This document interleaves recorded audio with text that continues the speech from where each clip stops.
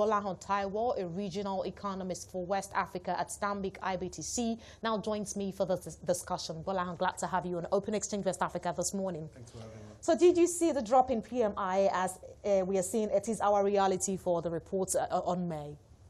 I mean, I think it's very much our reality. I mean, I guess when you look at the trend over the past few years, I think the fundamental question to ask is what has really changed structurally for us to expect a different outcome to what we are seeing now in terms of how we have been doing business, in terms of, you know, how conducive the environment has been for business, at least over the past few years. Has anything changed materially for us to expect a faster level of growth? And I think everyone knows the easy answer to that. From a demand point of view, when you look at it, consumer disposable income are still pressured. I mean, and that is post the recession, post the devaluation of the currency. There's nothing in the immediate to suggest that that is going to change anytime soon. There's nothing to suggest that consumers are in a much better position than they were before the recession.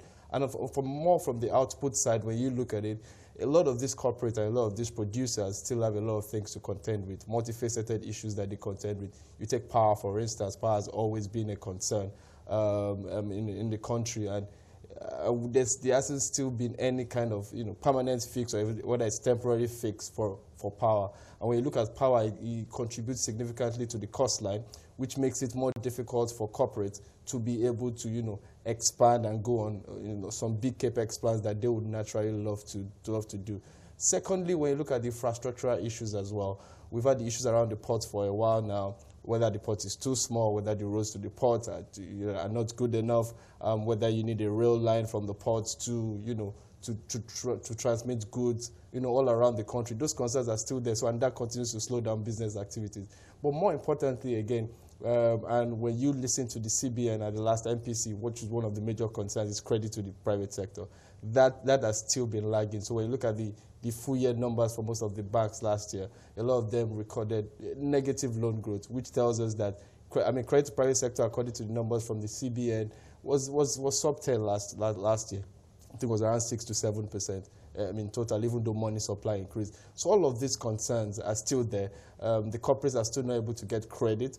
Even it's not just about the access to the funding. And this it's about is despite the cost. all the policies that the CBN appears to be tailoring in that department. Yeah, so the CBN has done a lot, a lot in terms of giving access to funds for that regard. But the CBN can't do it alone, and that's why the CBN is clamoring for the banks to also join in this campaign, to be able to get, the economy moving again, because you need credit, you need funds, obviously, and not just the funds, you need the cost of funds as well needs to be decent enough, and that's why you see the CBN every now and then trying to release funds, even at single-digit interest rate, to some of the agricultural producers and manufacturers, just to get the economy kicking and put the economy on a more sustainable, steady path of growth.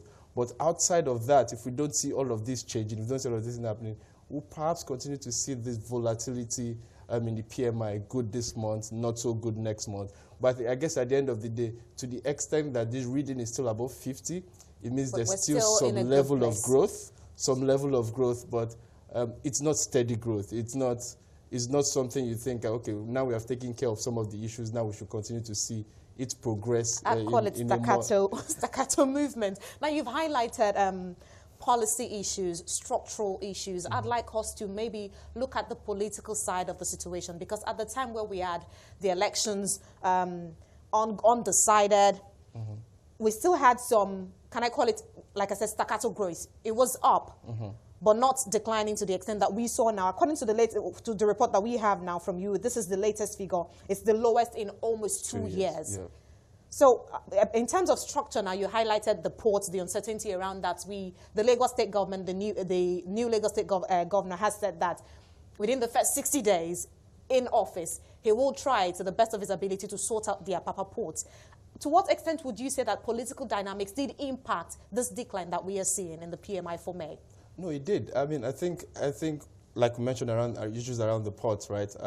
Those issues are still there. And I think, when it happened, when February, March, we saw a slowdown as well in the PMI, and even up until February and March, mostly we saw a slowdown in the PMI. And just never as slow as the exactly. 52.9. It wasn't as slow. So you can argue that even when business activity or business sentiment were not as clear during the elections. You didn't know who was going to win, you didn't know what was going to happen, and we saw that slowdown. It wasn't this slow. And then we saw the jump in April to 55.5. And then now we've seen it retract again to around 52.9. I mean, I think the port is a major issue.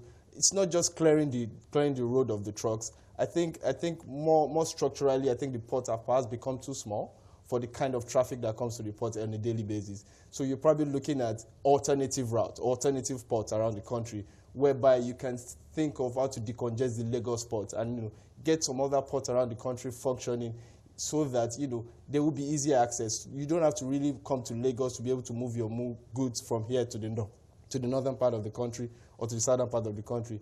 There could be some other ports that could be created in other parts of the country that these goods can come into, and then that can get easier access. So that's a major concern. But I mean, now that the elections are over, what we would have expected was that we would see some level of progress. Now, business sentiments are a bit clearer now. I mean, you more or less know maybe what to expect for the next 4 years. There's some sense of direction. Some sense of direction. I mean, even though we've still not seen the cabinet yet, and we still don't know what the cabinet will be like, and maybe there are still some concerns around that for some of the businesses. But at least now you know the kind of administration that is going to be in play again for the next 4 years. You can plan around that, but we're not seeing. It seems that there's still some skepticism as to where the direction is actually going to go in terms of the PMI. So we're looking at the latest figure for almost 2 years. Mm-hmm. Also, business confidence dipped to the lowest in 2019 so far in May. I'm looking at the headline PMI, 52.9, and I'm trying to compare with the figures that you have here from other countries around the world.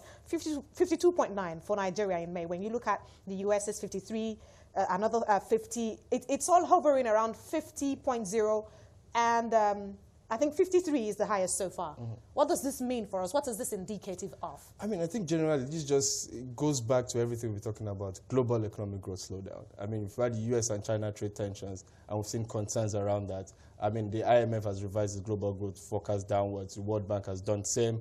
I mean, analysts are now even forecasting that possibly you might see a recession in the US. Last week, the US Fed chairman was saying we'll take the appropriate measures, and the market interpreted that to say there might be further rate cuts in the US. I mean, in the US this year, or new rate cuts, as it were.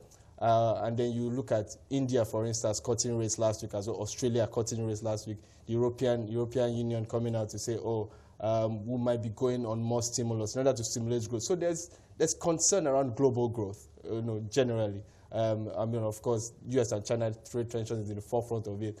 And everyone will just try to do things to kind of put their economy and put their country on the path of growth, which obviously the easiest thing to do is to bring down rates and cut rates. And that's what we're saying here. Access to funding and the rate at which they get the funding at, because that's perhaps the easiest way to get the economy moving again, because these corporates need funding.